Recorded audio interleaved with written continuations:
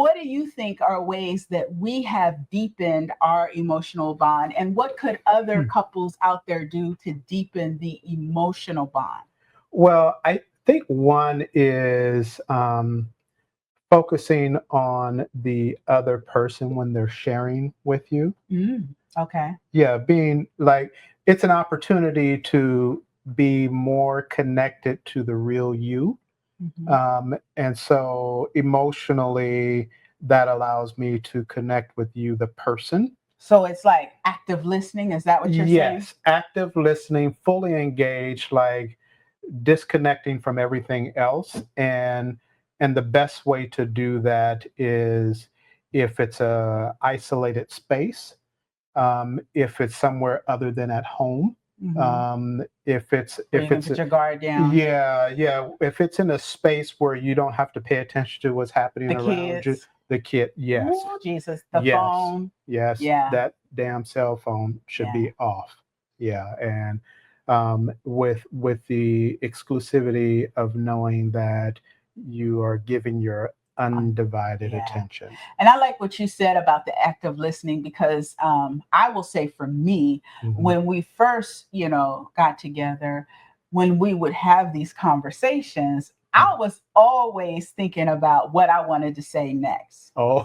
And it's twofold. Number one, you guys, we're the tortoise and the hare, y'all. I'm the hare. I'm like, pew.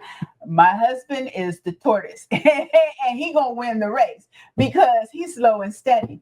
But when we're having conversations, Mhm. I'm like, come on, get to it, and I'm already thinking about my response.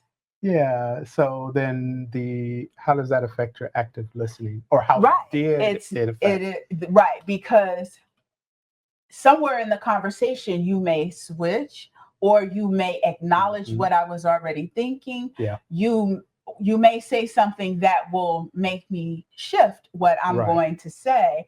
And so I have over the years learned how to just if we're going to have a conversation, Hmm. let's get in the space of really having a conversation Yes. where Yes. I have the active listening engaged versus the rebuttals. I'm ready for the rebuttal. Yeah. Yeah. Yeah. It's those rebuttals that tend to occupy your mental space where you can't hear what the other person is saying. Yeah. And it also derails the conversation because now we start talking about something totally different. Because, usually rebuttals Hmm. are to side talk the actual matter at hand. Right. It's the superficial things. Yeah. Well, I'll say this. I know that there is a difference between men and women. Mhm. There's a not a natural, but a difference of average as far as men and women and how much we verbalize compared to the other. Yes. Okay. Hmm. And it's not a bad thing or it's not a good thing. It just is. It's just what it is. Hmm. And understanding that I know you typically have a lot more to say than I do. Hmm. And I know that I typically, what you see in the video, I don't talk this much on a normal basis. No. Unless we're like really engaged in a conversation. Yeah. I'm more, I would say, probably selective with my words. Yes. And therefore, the efficient part comes in, and I'm only saying what I really need to say or what I'm really Yeah. thinking. But that's different. It's just a Yeah, difference. men and women are different. And I agree with you. Absolutely. And I don't know how many women out there have said to their husbands or spouses or significant others, "What are you thinking?" And they go, Mm, "Nothing." nothing. Or some one word answer, or, "I'm thinking about what you just said." Right. And you're like, But you know what? The answer is that's what we're thinking about. and we can't comprehend that because we probably process a 15 things. 1,000 thoughts a minute compared to your one thought a minute. And it's hard to connect and comprehend that sometimes. Or why don't you talk a little bit more? Why don't you say more? Why don't you share your thoughts a little bit more? It's like saying, no, I'm not gonna say that. It's like saying,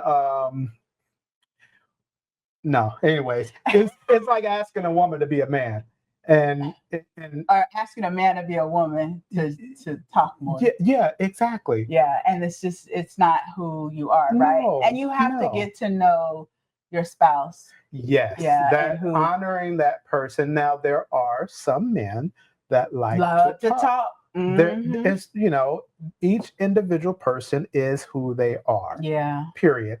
And I think as far as intimacy is concerned, Hmm. is really acknowledging the person for who they are. That's that safety, right? Yeah, Being allowing them to, safe. yeah, allowing them to be in their natural space that they're naturally flow in, so you can get the authentic person to speak. Yeah. And I do know, and I don't know if it's because women are mothers, right? Hmm. So when you're a mother, you're used to mothering. Oh yeah. And so sometimes it becomes something we try to do to or with our men. Hmm. And like, we're going to nurture you and bring you along. Yeah, don't do that. And and we mean it in No, yeah, in a the loving most way. sincere, loving way. Absolutely. And so even with conversations, we're trying to bring the conversation along. We're trying to bring it out of you. We're trying to get you where you need to be so we can have this deep, in-depth conversation, Yes. right? Hmm. And the reality is that's not what we truly want from a mate, right?